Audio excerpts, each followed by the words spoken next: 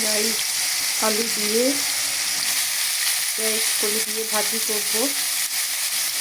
সেই আলু ভাজিটা আমি আগে একটু আলুটা ভাজি করে নিই, তারপরে পেঁয়াজ কলিটা দিই, নাহলে আলুটা কাঁচা কাঁচা লাগে। আলুটা এখন একটু ভাজা ভাজা হচ্ছে, আমি এখন পেঁয়াজ কলিটা দেবো।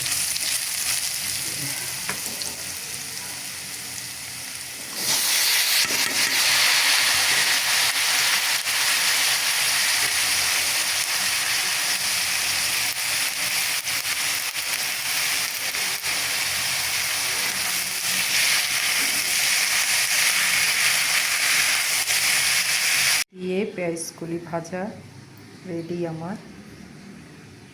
আমি একটু করে আলুটা কড়া কড়া ভাজি পছন্দ করি।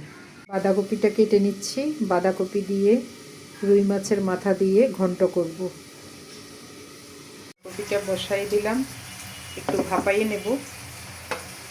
কপির জন্য এখন মাছের মাথাটা ভেজে নিচ্ছি।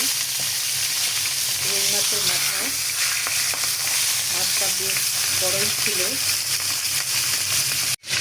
মাছের মাথাটা ভাজা হয়ে গেছে, এখন আমি এটা তুলে নেব। এখন আলুটা ভাজি করব। আলুটা ভেজে নিচ্ছি বাঁধাকপিকে দেওয়ার জন্য। বাঁধাকপির এই সম্বারটা কিন্তু মোস্ট ইম্পর্ট্যান্ট। এই বাঁধাকপিতে আমি কোনো পেঁয়াজ রসুন কিছু ব্যবহার করব না। সম্বারে দেব তেজপাতা, শুকনা মরিচ আর পাঁচফোড়ন,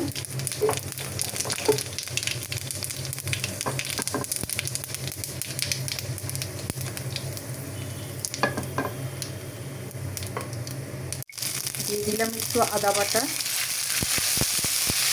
আদাটা একটু ভেজে নেব। শুকনো মরিচের গুঁড়া,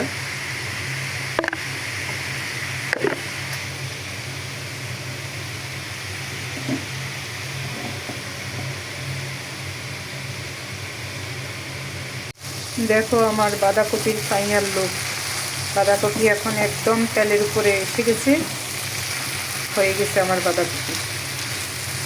টেস্টই আলাদা।